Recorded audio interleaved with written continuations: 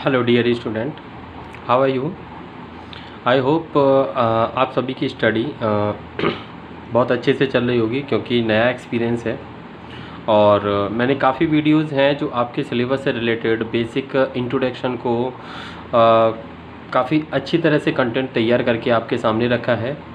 और उन्हीं के बेसिस पे जो एक्सरसाइज आप सॉल्व करते हो वो एक ही बार में लगभग आपके क्वेश्चंस उससे सॉल्व हो जाएंगे।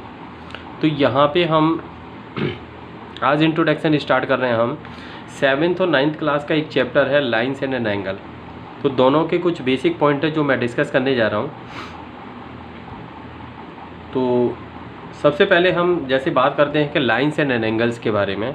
तो जो न्यू व्यूवर हैं वो प्लीज़ इसे लाइक करें, फॉरवर्ड करें, शेयर करें, सब्सक्राइब करें और बेल आइकन को प्रेस करना ना भूलें, जिससे कि आप अपडेट रहते हैं।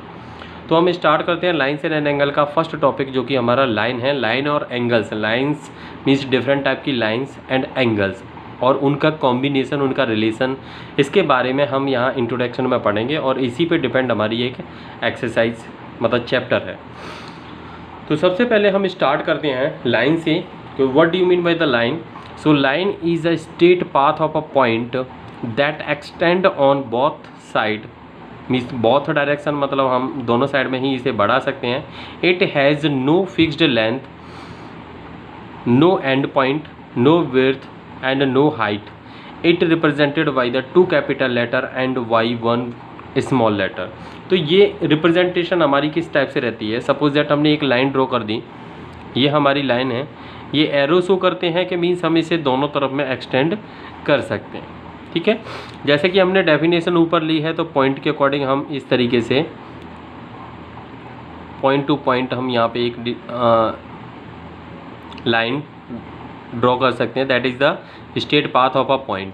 तो ये भी हमारे पास में लाइन है। हम यहाँ पे ए और बी, ये 2 पॉइंट यूज़ कर रहे हैं, और ए और बी, जैसे कि मैंने यहाँ पे दिया है कि 2 कैपिटल लेटर, 2 कैपिटल लेटर में हम इस तरीके से इसे रिप्रेजेंट करते हैं।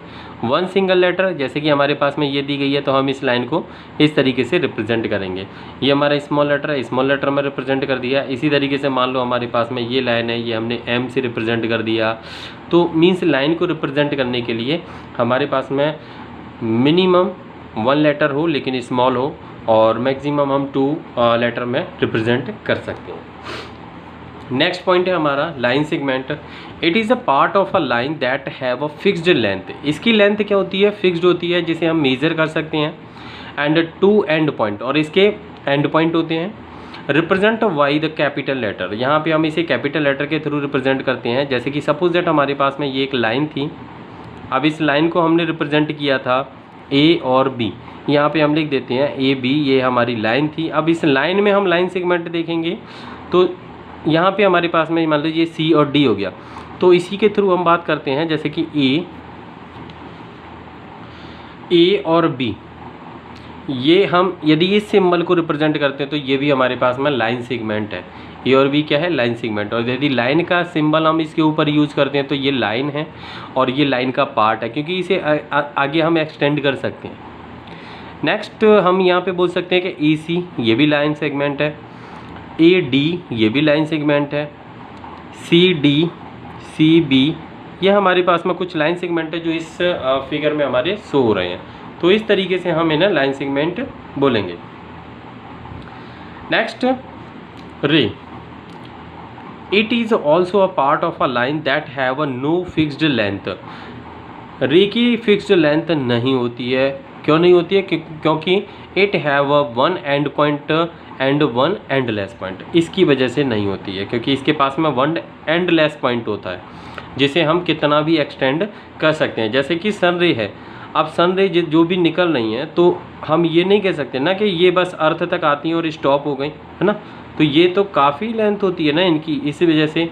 और जैसे कि जितने भी लाइट सोर्स हैं वो भी रे का एग्जाम्पल है ना। तो रे को हम इस तरीके से रिप्रेजेंट करते हैं। ये मान लो हमारे पास में एंड पॉइंट हो गया, ये हमारा एंड लेस पॉइंट हो गया, तो हम इसे रिप्रेजेंट करेंगे ए बी रे। हम इसी तरीके से इस डायरेक्शन में लेते हैं, ऐसे मान लो ये अब ए हो गया, ये बी पॉइंट हो गया, तब हम इसे रिप्रेजेंट करेंगे ए बी। तो यहाँ पे ये वाला पॉइंट इसके लिए है और ये वाला पॉइंट इसके लिए। तो यहाँ पे देखिए बी के ऊपर एरो है, तो यहाँ पे भी हमने जब रिप्रेजेंट किया तो बी के ऊपर एरो है, यहाँ पे भी ए के ऊपर एरो है, तो यहाँ पे ए के ऊपर एरो हमने शो किया है। इसका मतलब ये ए की तरफ में एक्सटेंड की जा सकती है और ये बी की तरफ में एक्सटेंड की जा सकती है। Okay, and all light source are the example of a ray. Now come to the next point. Next point is the intersecting line. मेरी एक प्रीवियस वीडियो है जिसमें मैं ये सारी चीज़ें डिस्कस कर चुका हूँ। So intersecting line, what is the intersecting line? So intersecting line when two or more lines cross each other in a plane with a common point, that is a common point, that is a point of intersection is called intersecting line. तो यहाँ पे हमारे पास में जैसे कि मैंने एक प्रीवियस वीडियो और डाली हुई है, इसमें basic introduction of basic geometrical idea, उसमें भी कुछ पॉइंट डिस्कस किए हैं, सेम पॉइंट मिल जाएंगे। तो जैसे कि ये हमारे पास में ओ पॉइंट हो गया, ये हमारे पास में ए बी, और ये हमारे पास में हो गई सी और डी। तो यहाँ पे हम क्या बोल सकते हैं, a b line and c d line are intersecting. Okay, and this is a O point, and O is intersecting point. तो ये हमारे पास में इसका पॉइंट हो गया। अब यहाँ से हम जैसे मान लो कुछ फिगर ऐसे ड्रॉ कर रहे हैं जो हमें इंटरसेक्टिंग लाइन दिखते नहीं है, बट एक्चुअल में वो इंटरसेक्टिंग एक्चुअल में नहीं दिखते हैं बट होते हैं। कैसे है, यहाँ पे हम देख सकते हैं। जैसे कि मान लो हमारे पास में अब ये टू रे हैं जो हमने ड्रॉ किए हैं, तो यहाँ पे हम कहेंगे कि ये इंटरसेक्टिंग लाइन दिखने पे नहीं है क्योंकि मीट नहीं हो रही है। But line extend in both direction, then we extend first and we see they intersect at a point. It means these line are that is L, that is M। तो यहाँ पे हम क्या बोल सकते हैं, L and M are intersecting lines.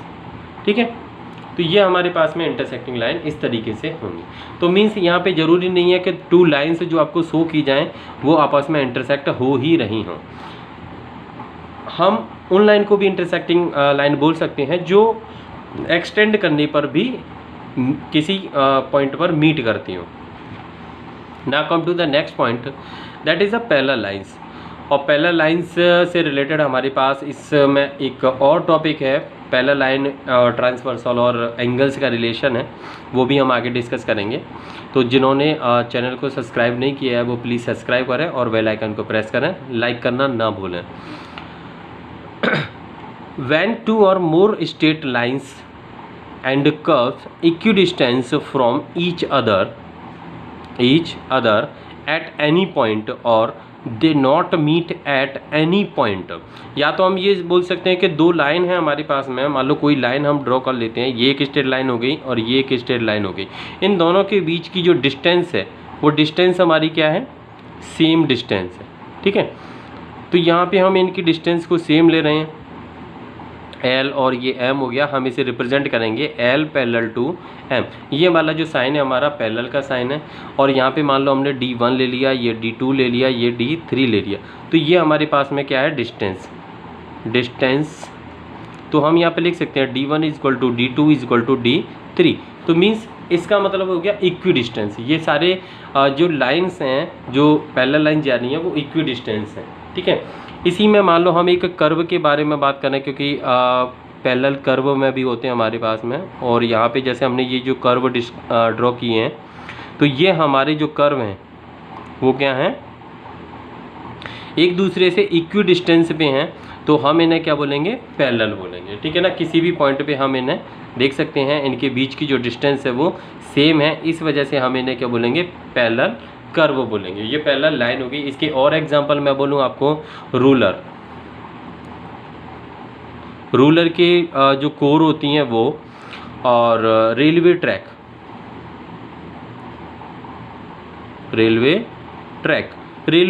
भी इसका बेटर एग्जांपल है। जो कि पैरेलल लाइंस का होता है। ठीक है, नेक्स्ट टॉपिक है हमारा एंगल।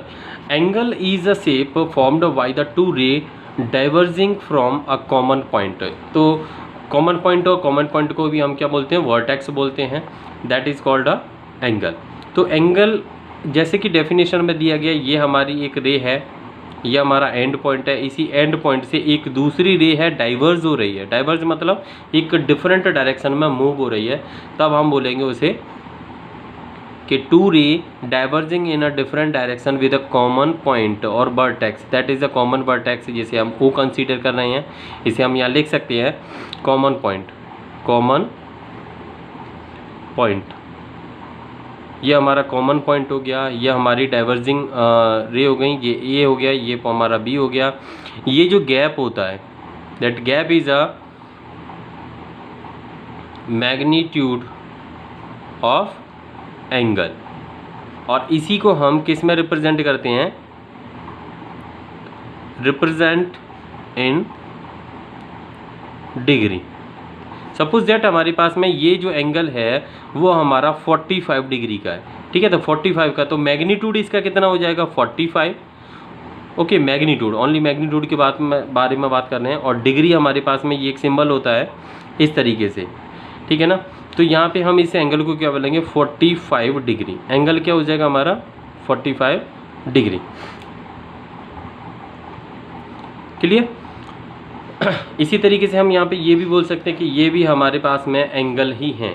ठीक है, ये कॉमन पॉइंट हो गया, ये एंगल हो गया, ये एंगल हो गया, तो ये भी हमारे पास में क्या है, एंगल्स हैं, ए, ओ, बी एंड सी। तो एंगल को रिप्रेजेंट करने के लिए हम क्या यूज़ करते हैं, जैसे हमें ये एंगल रिप्रेजेंट करना है तो एंगल ए ओ बी, या फिर हम इसे लिखेंगे एंगल बी ओ ए। तो जो मिडिल वाला पॉइंट होता है, जो कॉमन वर्टेक्स होता है, उसी पे एंगल को रिप्रेजेंट किया जाता है। यहाँ पे हम रिप्रेजेंट करना चाहें तो angle A O B and angle B O C and another angle is angle A O C. मतलब यहाँ पे हमारे पास में ये एंगल है, ये एंगल है, और ये एक कंप्लीट एंगल भी है। अब इसके बाद में हमारा स्टार्ट होता है टाइप ऑफ एंगल। हालांकि इसकी नीड नहीं है, फिर भी मैं आपको डिस्कस कर ही दे रहा हूँ कि टाइप ऑफ एंगल्स में क्या होता है। There are 7 type of angles, name zero angle, acute angle, right angle, obtuse angle, straight angle, reflex angle and complete angle. तो यहाँ पे हमने एक टेबल बनाई है, और इस टेबल में हम इनके measurement, name of the angle, measurement और उनका फिगर ड्रॉ करेंगे, जिससे कि आपको वो क्लियर हो जाएगा कि किस टाइप से फिगर होते हैं, किस टाइप के एंगल होते हैं। पहला हम यहाँ पे डिस्कस करने हैं जीरो एंगल। तो जीरो एंगल हमारे पास में इसकी मेजरमेंट होती है 0 डिग्री, और इसका जो फिगर होता है, लाइन के ऊपर, रे के ऊपर रे होती है, और उसी को हम क्या बोलते हैं, 0 डिग्री। ठीक है, जहाँ पे कि दोनों जो रे कॉमन पॉइंट से पास होती हैं, उनके बीच में कोई भी गैप नहीं होता है। नेक्स्ट है हमारे पास में एक्यूट एंगल। एक्यूट एंगल हमारा क्या होता है, जिसकी मेजरमेंट होती है बिटवीन 0 डिग्री टू 90 डिग्री। ठीक है, इसका हमारे पास में जो भी फिगर होगा कि 90 डिग्री से लेस एंगल बनना चाहिए। ठीक है, मैं एक छोटा सा सिंबल आपको बना के दे रहा हूँ, उसी के थ्रू आपको समझना है। एक छोटा सा एंगल मीन्स 90 से, ये हमारा 90 का एंगल होता है, इससे लेस जितने भी एंगल्स होंगे वो क्या होंगे, सारे एक्यूट एंगल होंगे। दोबारा से देख लीजिए, ये हमारे पास में 90 डिग्री एंगल है, ये यहाँ से यहाँ तक का, इससे लेस जितने भी एंगल्स होंगे वो क्या होंगे, एक्यूट एंगल होंगे। थर्ड है हमारे पास में राइट एंगल। राइट एंगल, तो राइट एंगल के बारे में अभी मैंने आपको बोला था, जिसकी मेजरमेंट होती है 90 डिग्री, और राइट एंगल का जो हमारा फिगर होता है वो इस तरीके से होता है। तो हम यहाँ पे इस एंगल को बोलेंगे राइट एंगल। ठीक है, या फिर हम ये बोल सकते हैं कि ये हमारे पास में जो भी एंगल बनेगा वो राइट एंगल होगा। क्लियर, डायरेक्शन कोई भी हो, लेकिन मेजरमेंट हमारा जो गैप होना चाहिए एंगल्स के बीच, जो रेज हैं उनके बीच में, वो 90 होना चाहिए। नेक्स्ट हमारे पास में आता है obtuse angle. Obtuse angle, obtuse angle हमारे पास में क्या होता है, बिटवीन 90 टू 180, मतलब 90 से 180 के बीच का जो एंगल होगा वो हमारा क्या होगा, ऑब्ट्यूज एंगल होगा। अब जैसे कि हमने 90 एंगल को ड्रॉ किया था यहाँ पे कि इस तरीके से हमारे पास में 90 का एंगल होता है, और इसके बाहर, इससे जो बाहर का एंगल रहेगा 90 के बाद वाला जो भी एंगल रहेगा वो हमारा क्या हो गया, ऑब्ट्यूज। तो यहाँ पे ये वाला जो एंगल शो कर रहे हैं हम, वो क्या हो गया, ऑब्ट्यूज हो गया। ठीक है, ये हमारा हो गया राइट, ये हमारा हो गया 0। क्लियर। नेक्स्ट हमारे पास में आता है स्ट्रेट एंगल। स्ट्रेट एंगल हमारा कितने का होता है, 180 डिग्री का, क्योंकि एक लाइन पे ड्रॉ होता है। तो यहाँ पे हम इसे रिप्रेजेंट कर सकते हैं, ये पॉइंट ले लिया और ये जो एंगल है वो हमारा 180 का है, इसे बोलेंगे हम स्ट्रेट। ठीक है, इसी के साथ में हमारे पास में नेक्स्ट एंगल आता है, उसे हम बोलते हैं रिफ्लेक्स एंगल। और रिफ्लेक्स एंगल हमारा क्या होता है, 180 से मोर देन का। तो हम यहाँ पे बोलेंगे बिटवीन 180 टू 360। 180 से 360 के बीच का जो एंगल बोला जाएगा हम उसे रिफ्लेक्स एंगल बोलेंगे, जिसका हम सिंबल ड्रॉ करते हैं। मैं यहाँ पे एक सिंबल ऐसे ड्रॉ कर दे रहा हूँ। ठीक है, तो ये वाला जो एंगल बनेगा ये, इसे हम बोलेंगे रिफ्लेक्स एंगल। नेक्स्ट हमारे पास में आता है complete angle. Complete angle, complete angle की वैल्यू होती है हमारी 360, जो कि पूरा एक कंप्लीट राउंड लगाता है, जहाँ पे कि एक रे हमारी पूरा रोटेट करके, सपोज दैट हमारी ये ऐसे रोटेट कर रही है, रोटेट करके यहाँ पे फिर से वापस आ रही है, तो हम इसे क्या बोलेंगे, 360 का एंगल, जैसे कि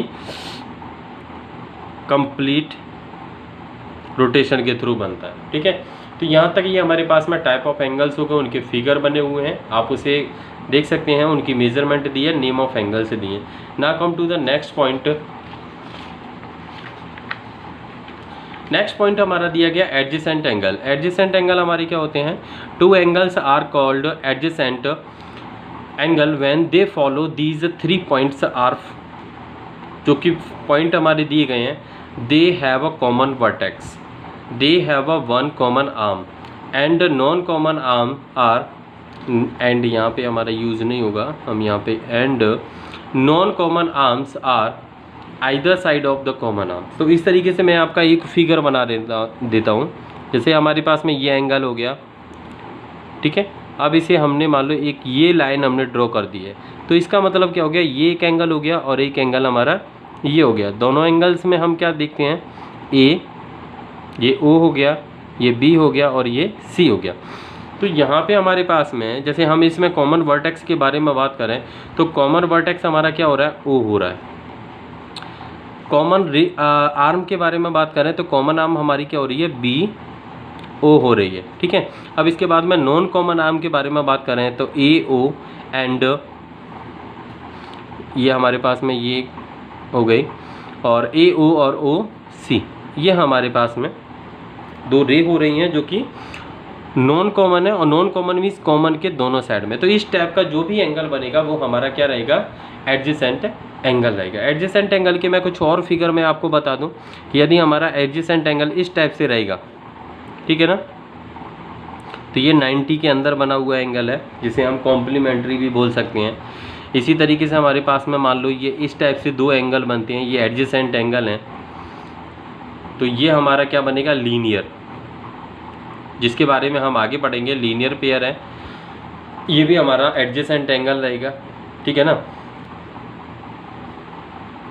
जो कि हमारी कंडीशन फॉलो करे, common vertex, common arm, non common arm, opposite side, common arm, common vertex, non common arms are opposite to the common arms. ठीक है, now come to the vertically opposite angle. Vertically opposite angle जो हमारा बनता है वो intersecting line से बनता है। जैसे कि हमारे पास में मान लो ये लाइन हो गई, ये इंटरसेक्टिंग लाइन हो गई। अब इंटरसेक्टिंग लाइन में हमारे पास में ये पॉइंट ओ हो गया, ये ए, मान लो हम इसे बी ले रहे हैं, ये ए है और ये सी है और ये डी है।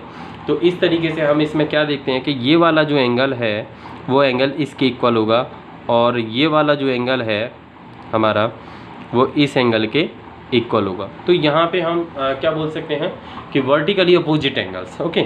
और यहाँ पे हमारे पास में एक कंडीशन और होती है, वर्टिकली अपोजिट एंगल्स इक्वल होते हैं। तो हम यहाँ पे लिख सकते हैं कि पेयर जो बनेंगे A O C, angle A O C is equal to angle D O B, D O B, ये हमारे वर्टिकली अपोजिट एंगल्स हैं जो इक्वल होते हैं। नेक्स्ट पेयर है हमारे पास में angle A o d, a o D is equal to angle C o b, c o b. तो ये 2 पेयर है और हम यहाँ पे बोल सकते हैं कि vertically opposite angles are always equal. तो किसी भी टाइप से हमारे पास में वर्टिकली अपोजिट एंगल ये बनते हैं, ठीक है ना। इसके बाद में हम नेक्स्ट पॉइंट के बारे में डिस्कस कर रहे हैं। जैसा कि मैंने एडजेसेंट एंगल में बताया था कि लीनियर पेयर जो स्ट्रेट लाइन पे 2 एंगल्स बनते हैं उन्हें हम लीनियर पेयर बोलते हैं। It is a adjacent angle 2 और more than 2 angles are straight on straight line and the sum of the angles of a linear pair is 180। तो यहाँ पे हमारे पास में सपोज दैट जैसे फिगर के थ्रू हम ड्रॉ करते हैं, इस टाइप से हमारा कोई फिगर बना हुआ है, तो ये क्या है, स्ट्रेट लाइन पे बना हुआ है। स्ट्रेट लाइन को हम क्या बोलते हैं, स्ट्रेट लाइन। स्ट्रेट लाइन को ही हम लीनियर बोलते हैं, ठीक है। अब लीनियर पे हमारे पास में मान लो ये 2 एंगल बने, ये ओ पॉइंट हो गया, ये ए हो गया, ये बी हो गया, ये हमारा सी हो गया। तो ये जो एंगल है और ये जो एंगल है, मान लो ये हमारा एक्स है और ये वाई है, तो इस कंडीशन में क्या होता है, x plus y is equal to 180। जहाँ पे ये कंडीशन आए और वो भी किस पे आए, स्ट्रेट लाइन पे आए, तो हम उन्हें क्या बोलेंगे, लीनियर पेयर बोलेंगे, ठीक है ना। व्हेन एक्स, ये शायद मेरे डेफिनेशन में लिख दिया है, दोबारा लिखने से कोई फ़ायदा नहीं है, टाइम वेस्ट है। तो यहाँ पे सपोज दैट हमारे पास में जैसे ये 2 एंगल्स हैं, हम यहाँ पे अभी ये करके इस टाइप से भी बोल देते हैं। तो ये हमारे पास में अभी 2 से मोर देन एंगल है, तो एंगल 1, एंगल 2, एंगल 3, ठीक है। ये ए, बी, सी एंड डी, और ये हमारे पास में हो गया ओ पॉइंट। तो यहाँ पे आप बोल सकते हैं angle 1 plus angle 2 plus angle 3 is equal to 180, ठीक है। आपकी नॉलेज के तौर पे बता दूं कि ट्राइंगल्स के तीनों एंगल्स का सम क्या होता है, 180 होता है। Sum of all angles of triangle is 180, ठीक है। इसका भी यूज़ है, ये भी 180 है और ये भी 180 है, ठीक है ना। तो याद रखना, इसका कोई भी हमारा यूज़ आ सकता है, मे बी नेक्स्ट चैप्टर में। कंप्लीट एंगल के बारे में कंप्लीट एंगल के बारे में बात करें तो कंप्लीट एंगल क्या होता है, तो these angles with a common vertex who some is 360 is make a complete angle. तो यहाँ पे हमारे पास में मान लो इस टाइप से कुछ एंगल्स बने हुए होते हैं, ठीक है। ये हमारे पास में कुछ एंगल बने हुए हैं, 1 2 3 4 5, मान लो हमारे पास में जैसे हमने 5 एंगल बनाए, 4 भी बन सकते हैं, 6 भी बन सकते हैं, ठीक है ना। ए, ये ओ पॉइंट हो गया, ये बी हो गया हमारे पास, ये सी हो गया, ये डी हो गया, और ये हमारे पास में ई हो गया। तो हमारे पास में हम ये बोल सकते हैं कि यहाँ पे 1 2 3 4 5, तो ये angle 1 plus angle 2 plus angle 3 plus angle 4 plus angle 5, इन सारे एंगल्स का सम यदि 360 आ रहा है तो हम उन्हें क्या बोलेंगे, कंप्लीट एंगल बोलेंगे। और इसमें हमारे पास में क्या होता है कि सारे एंगल्स दी होते हैं, 1 एंगल मिसिंग होता है, और मिसिंग एंगल की वैल्यू निकालने के लिए हमें ये वाला मेथड यूज़ करना होता है, sum of all angle is equal to 360 because these all angles are make a complete angle. Why they make a complete angle, because the vertex is same, और वर्टेक्स सेम है तब ये complete angle बना रहा है। इसके बाद में हम देखते हैं नेक्स्ट पॉइंट है हमारा, काफ़ी इंपॉर्टेंट पॉइंट है इस चैप्टर से रिलेटेड, जिसे हम बोलते हैं कॉम्प्लीमेंट्री एंगल। तो when the sum of the 2 angles up to 90 degree one right angle is called a complementary angle and both angles complement to each other. Means कोई एक एंगल है, मान लो हमारा एक्स एंगल है, ठीक है। तो यहाँ पे हम क्या ले सकते हैं, x plus y is equal to 90 degree, ठीक है। तो यहाँ पे हम क्या लिखेंगे, x and y are complementary, और एंड यहाँ पे हमारे पास में एक चीज़ और हो जाती है, x is a complement of y and y is a complement of x. तो यहाँ पे जो स्टेटमेंट है कि एक्स और प्लस मीन्स हमारे पास में 1 एंगल ये है, सेकंड एंगल ये है, किन्हीं भी 2 एंगल्स का सम 90 डिग्री हो गया, तो हम उसे क्या बोलेंगे, कॉम्प्लीमेंट्री एंगल। क्या बोलेंगे, x and y are complementary. तो ये दोनों ही एंगल क्या है, कॉम्प्लीमेंट्री है। कॉम्प्लीमेंट्री क्यों, क्योंकि 90 डिग्री सम है इनका, ठीक है। कॉम्प्लीमेंट क्या होता है, x let x is a angle, y is its y, ये एक्स कॉम्प्लीमेंट है वाई का, वाई कॉम्प्लीमेंट है एक्स का। यहाँ पे हम मैं फिगर के तौर पे मैं बता दूँ कि सपोज दैट हमारे पास में ये हमारे पास एक एंगल बना हुआ है, ये हमारा एक्स हो गया, ठीक है। और इसी के बाद में ये हमारे पास में जो एंगल बन रहा है ये हमारा वाई हो गया। जब हम इन दोनों को प्लस करेंगे तो हमारे पास में ये ऐसे करके 90 डिग्री का एंगल बन के आएगा, ठीक है। तो ये हमारा था y और ये हमारा था x। Then x plus y is equal to, यहाँ पे लिख सकते हैं x plus y is equal to 90 degree. तो ये क्या हो गया, कॉम्प्लीमेंट्री एंगल हो गया। कुछ एग्जांपल हम और ले लेते हैं। सपोज दैट हमारे पास में दिया गया है एक एंगल, हमारे पास में इस तरीके से दिया गया है, ठीक है। ये हमारा 20 डिग्री का एंगल है और बाकी हमारे पास में इस टाइप से एक एंगल दिया गया है, ये हमारा 70 डिग्री का एंगल है। तो यहाँ पे हम क्या बोल सकते हैं कि 20 degree plus 70 degree is equal to 90 degree. तो हम क्या बोल सकते हैं, A O B and C O D.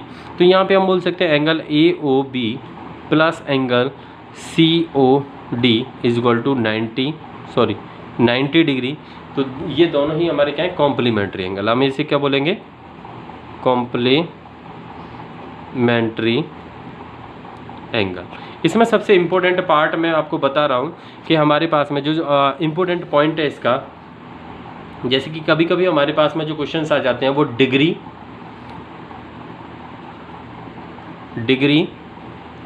Minute and second में आ जाते हैं, ठीक है। डिग्री मिनट और सेकंड के तौर पे जो हमारे पास क्वेश्चन आते हैं तो उसके तौर पे मैं आपको बता दूं तो 1 डिग्री इज इक्वल टू होता है हमारे पास में 60 मिनट, जिसे हम रिप्रेजेंट करते हैं 60 डैश में, ठीक है। And 1 minute is equal to हमारे पास में होता है 60 सेकेंड, जिसे हम रिप्रेजेंट करते हैं 60 डबल डैश, ओके। अब यहाँ पे हमारे पास में जैसे 90 डिग्री, तो कॉम्प्लीमेंट्री एंगल्स का सम कितना होता है 90 डिग्री। तो यहाँ पे हम क्या लिखेंगे 90 डिग्री। सपोज दैट हमें कॉम्प्लीमेंट एंगल निकालने हैं तो 90 डिग्री में से माइनस करना होता है ना। तो यहाँ पे 90 डिग्री को यदि हम मिनट और उसमें ये हमारे पास में ओनली क्या है डिग्री में, यहाँ पे यही चीज़ को हम यदि डिग्री और मिनट में लिखते हैं तो क्या बनेगा 89 डिग्री। यहाँ से 1 डिग्री को हमने किस में कन्वर्ट कर दिया 60 मिनट में। अब इसी चीज़ को हम यहाँ पे लिख रहे हैं, यदि हमारे पास में क्वेश्चन आ जाए कि डिग्री मिनट और सेकंड, यदि हमारे पास में क्वेश्चन आ जाए कि find the complement of the degree minute और सेकंड में कोई वैल्यू दी जाए एंगल की, उसका निकालना है। तो कैसे निकालेंगे, हम वहाँ पे यूज़ करेंगे 89 डिग्री 59 मिनट एंड 60 सेकंड। तो इस टाइप से हम इन्हें यूज़ करेंगे और कॉम्प्लीमेंट एंगल को फाइंड आउट करेंगे। यदि हमारे पास में यदि डिग्री में एंगल दिया है उसका कॉम्प्लीमेंट फाइंड करना है तो इसमें से माइनस करना है, डिग्री और मिनट में दिया गया तो हमें इसमें से माइनस करना है, डिग्री मिनट और सेकंड में दिया है तो हमें इसमें से माइनस करना है। ये मैं बहुत इंपॉर्टेंट बता रहा हूँ आपको, बहुत ही रेयर केस में किसी भी बुक में मिलेगा या कहीं पर बहुत ज़्यादा सर्च करोगे तब जाके मिलेगा। तो वीडियो लाइक कर देना, सब्सक्राइब कर देना और शेयर कर देना, बेल आइकन को प्रेस करना ना भूलें, ठीक है। बेस्ट से बेस्ट कंटेंट आपको प्रोवाइड कराया जा रहा है। नेक्स्ट पॉइंट हमारा दिया गया सप्लीमेंट्री एंगल। तो when the sum of the any two angles is 180 या फिर 1 स्ट्रेट एंगल और 2 राइट एंगल भी बोल सकते हैं, it is called the supplementary angle and the each angle is a supplement of each other. जैसे कि कॉम्प्लीमेंट के बारे में बात हो रही थी, सेम हमारी सप्लीमेंट के बारे में, वहाँ पे कॉम्प्लीमेंट में हमारे 2 एंगल्स का सम 90 था, लेकिन सप्लीमेंट में हमारे पास में क्या होगा 180 होगा। तो x plus y is equal to 180 degree, ठीक है। जैसे कि हमारे पास में ये एंगल हमने ले लिया, एक एंगल हमने x ले लिया, ठीक है, और यहीं पे हमारे पास में ये दूसरा एंगल हो गया,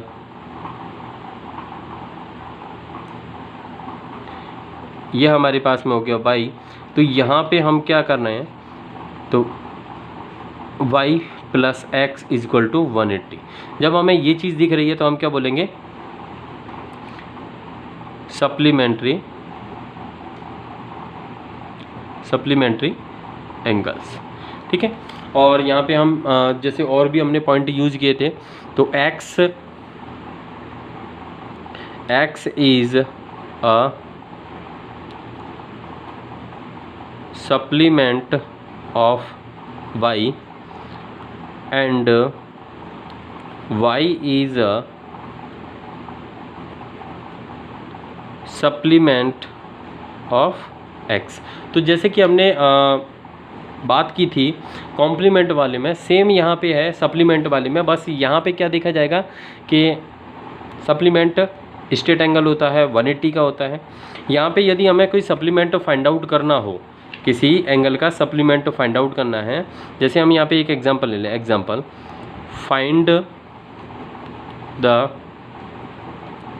सप्लीमेंट ऑफ 80 डिग्री। तो हम यहाँ पे क्या करेंगे, आंसर रहेगा हमारे पास में supplement of 80 degree is equal to 180 minus 80 degree. तो that is value is 100 degree. 100 degree is the supplement of 80 degree. तो मीन्स मैंने आपको जैसे कि कॉम्प्लीमेंट में बताया था कि यदि हमें किसी भी एंगल का कॉम्प्लीमेंट निकालना है तो 90 में से माइनस कर देंगे। सेम यहाँ पे है कि यदि हमें किसी एंगल का सप्लीमेंट निकालना है तो हम उसे 180 में से माइनस कर देंगे। तो जैसा कि मैंने अभी आपको बताया था कि 1 degree is equal to 60 minute होता है, 1 minute is equal to 60 second होता है। उसे रिप्रेजेंट कैसे करते हैं मिनट और सेकंड को, तो वो हमने किया था। अभी यहाँ पे सेम वही आ रहा है कि यदि हमें डिग्री में इसकी value find out value use करनी है तो वो हम 180 डिग्री करेंगे। हमें डिग्री और मिनट में यूज़ करनी है तो हमारे पास में हम यूज़ करेंगे इसमें 179 डिग्री 60 मिनट, और हमें डिग्री मिनट और सेकंड में यूज़ करनी है तो 179 डिग्री 59 मिनट 60 सेकंड में यूज़ करेंगे, ठीक है। अभी मैं जैसे आपको क्वेश्चन बता दूं कि इसके लिए क्वेश्चन क्या यूज़ होता है। ये हमारे पास में नोट है, ये बहुत इंपॉर्टेंट पार्ट है। इस टाइप का नोट या फिर इस टाइप का जो टॉपिक है वो आपको बहुत कम ही मिलेगा, आपको सीधा डायरेक्टली सप्लीमेंट्री और कॉम्प्लीमेंट्री मिलेगा। तो ये चीज़ आपके लिए बहुत इंपॉर्टेंट है। अब सपोज दैट मैं आपको इसमें एक एग्जाम्पल करा दूँ कि find the supplement of 91 degree 57 minute 25 second. Clear. तो यहाँ पे हमारे पास में अब क्या होगा, सप्लीमेंट इज इक्वल टू, तो यहाँ पे देखो डिग्री मिनट और सेकंड में दिया गया, तो हम यहाँ पे ये यूज़ करेंगे 170, या फिर हम पहले क्या लिखेंगे 180 degree minus 91 degree 57 minute 25 second. हम इसे यहाँ पे रिप्रेजेंट करेंगे 179 डिग्री 59 मिनट 60 सेकंड। अब यहाँ पे हम माइनस करते हैं तो 91 डिग्री 57 मिनट 25 सेकंड, ये माइनस कर दीजिए, आपके पास में आंसर आ जाएगा। यहाँ से आएगा 35 सेकंड, यहाँ से आएगा 2 मिनट, और यहाँ से माइनस करेंगे 8, और यह हमारे पास में आ जाएगा 88 डिग्री 2 मिनट 35 सेकंड। इस टाइप के क्वेश्चंस आते हैं तो आपको ये चीज़ें यूज़ करनी होंगी। अब आते हैं हम इसके बाद में नेक्स्ट और लास्ट टॉपिक है इस चैप्टर के लिए, transversal line. What do you mean by the transversal line? तो ट्रांसवर्सल लाइन होती है इफ़ 2 और more parallel lines are cut by a, when 2 और more parallel lines are cut by a line, that line is a transversal line. In this case it make a some type of angles, these are following. तो इस angles के बारे में मैं बताने से पहले आपको ये फिगर के बारे में डिस्क्राइब कर दूं। ये हमारे पास में पैरेलल लाइंस हैं 2m और n, ठीक है। हम यहाँ पे लिखेंगे m पैरेलल टू n, और यहाँ पे ट्रांसवर्सल जो लाइन है वो हमारी क्या है l हमारे पास में क्या है, ट्रांसवर्सल लाइन हमारी एल है और ये हमारे पास में कुछ एंगल्स दिए गए हैं। इन एंगल्स का हम रिलेशन देखेंगे यहाँ पे। तो रिलेशन के तौर पे हमारे पास में इन एंगल्स में होता है सबसे पहले करस्पॉन्डिंग एंगल। तो मैं यहाँ पे एंगल्स और कौन कौन से एंगल करस्पॉन्डिंग होंगे वो आपको रिप्रेजेंट करके दे रहा हूँ, ठीक है ना।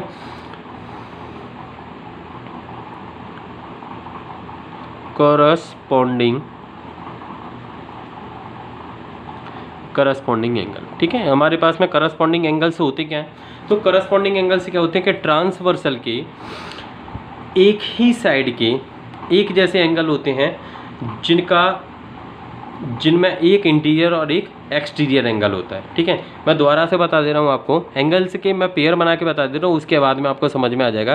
करस्पॉन्डिंग एंगल्स हमारे क्या होते हैं, इक्वल होते हैं। करस्पॉन्डिंग एंगल्स आर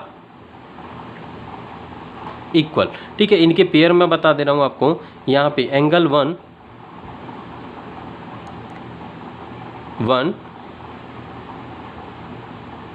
एंगल 5, ठीक है। मैंने एंगल इस तरीके से रिप्रेजेंट कर दी, एंगल 1 और एंगल 5, ये हो गया हमारे पास में एक पेयर। दूसरा पेयर हो गया हमारे पास में एंगल 2 करस्पॉन्डिंग टू एंगल 6। तीसरा पेयर हमारे पास में यहाँ पे हो जाएगा angle 4 to angle 8 and fourth pair हो जाएगा हमारे पास में एंगल 3 टू एंगल 7। ये सारे एंगल्स जो हैं करस्पॉन्डिंग है। देखो हमारे पास में ये ट्रांसवर्सल हो गई और ये हमारे पास में पैरेलल लाइन होगी। तो ट्रांसवर्सल और पैरेलल लाइन के एक ही साइड के एक जैसे एंगल जिसमें 1 इंटीरियर और 1 एक्सटीरियर हो, 1 इंटीरियर हो 1 एक्सटीरियर हो, 1 एक्सटीरियर हो 1 इंटीरियर, मतलब इस टाइप से एंगल्स रहेंगे जिनमें कॉमन वर्टेक्स नहीं होता है। They have a no common vertex. तो ये करस्पॉन्डिंग एंगल्स हो गए। इसके बाद में सेकंड आता है हमारे पास में अल्टरनेटिव एंगल्स। अल्टरनेटिव एंगल्स हमारे पास में यहाँ पे 2 टाइप्स होते हैं। अल्टरनेटिव एंगल्स कौन से होते हैं, ये भी हमारे पास में पैरेलल साइड और ट्रांसवर्सल के अपोजिट साइड के एंगल्स होते हैं, जो कि दोनों ही या तो इंटीरियर होंगे या फिर दोनों ही एक्सटीरियर होंगे, जिनका कॉमन वर्टेक्स नहीं होता है, ठीक है ना। जैसे कि हमारे पास में 4 और 3 है, तो यहाँ पे हम पहले ले रहे हैं इंटीरियर अल्टरनेटिव के 2 पेयर बनते हैं, एंगल 4 और एंगल 6, ये हो गया। नेक्स्ट है हमारे पास में एंगल 3 एंड एंगल 5, ये इंटीरियर हो गए।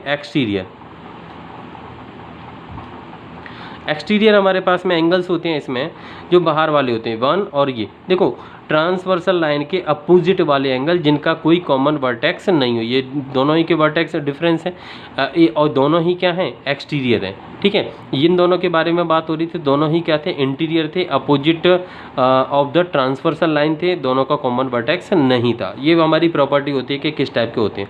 यहाँ पे हम इसके बारे में बात करेंगे तो एंगल 1 एंगल 7 के और एंगल 2 एंगल 8 के, ठीक है। तो ये हमारे पास में क्या हो गए, I think it is clear ना, या मैं दोबारा लिख देता हूँ इसे, एंगल 2 और एंगल 8। तो ये हमारे alternative interior angle, alternative exterior angle, ठीक है। नेक्स्ट हमारे पास में आता है को इंटीरियर, थर्ड टाइप का एंगल बनता है इसमें को इंटीरियर एंगल्स। तो को इंटीरियर अल्टरनेटिव एंगल से भी क्या होते हैं, आर इक्वल। को इंटीरियर एंगल हमारे पास में क्या होते हैं,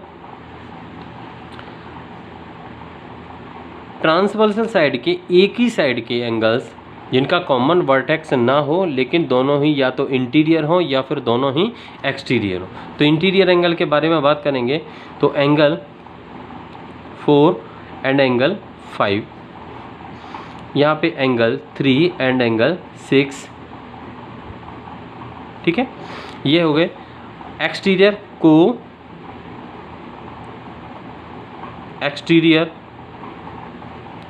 एंगल्स। को एक्सटीरियर एंगल हमारे पास में क्या एंगल्स होते हैं जिनमें हम बोल सकते हैं कि ये हमारे दोनों ही एक्सटीरियर होंगे, 1 और एंगल 8, एंगल 2 और एंगल 7। इसमें एक इम्पोर्टेंट पॉइंट बता दूं कि इन दोनों का जो सम होता है, ठीक है, को इंटीरियर और exterior angles are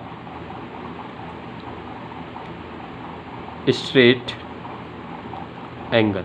straight angle का मीन्स हम उन्हें बोल सकते हैं कि वो हमारे पास में सम ऑफ बोथ एंगल। जैसे हम यहाँ पे बोल सकते हैं इनके बारे में, तो angle 4 plus angle 5 is equal to 180। यहाँ पे हम बोल सकते हैं angle 3 plus angle 6 is equal to 180। Angle 1 plus angle 8 is equal to 180। यहाँ पे angle 2 plus angle 7 is equal to 180। ये होता है। इनके केस में यदि हम बात करें तो angle 1 is equal to angle 7, यहाँ पे angle 2 is equal to angle 8, यहाँ पे angle 4 is equal to angle 6 और angle 3 is equal to angle 5। ये मतलब इक्वल होते हैं, जैसे कि मैंने इनमें भी बताया था कि आपके ये इक्वल हो जाएंगे। यहाँ पे बोल सकते हैं angle 4 is equal to angle 8, angle 2 is equal to angle 6, ठीक है ना। ये angle 1 is equal to angle 5, क्योंकि ये करस्पॉन्डिंग एंगल है। करस्पॉन्डिंग एंगल क्या होते हैं? आपस में इक्वल होते हैं, ठीक है। करस्पॉन्डिंग एंगल्स हमारे क्या होते हैं? इक्वल होते हैं। ये करस्पॉन्डिंग एंगल से दिए गए सारे, और ये हमारे अल्टरनेटिव एंगल से दिए वो भी इक्वल होते हैं। को इंटीरियर को एक्सटीरियर एंगल का सम 180 होता है। तो ये हमें याद रखना है। इन्हीं की हेल्प से हमारे पास में मान लो कुछ एंगल से दिए गए हैं, कुछ एंगल से नहीं दिए गए हैं, उनकी वैल्यू फाइंड आउट करना है। क्लियर? तो यहाँ तक ये आपका सारा इंट्रोडक्शन हो गया लाइन्स एंड एंगल से लेकर। तो प्लीज़ न्यू व्यूवर लाइक करना, सब्सक्राइब करना, शेयर करना और बेल आइकन को प्रेस करना ना भूलें, जिससे कि आप अपडेट रहें और अपनी स्टडी को बेटर से बेटर बनाने की कोशिश करें। आपको बेस्ट से बेस्ट कंटेंट प्रोवाइड किया जाएगा।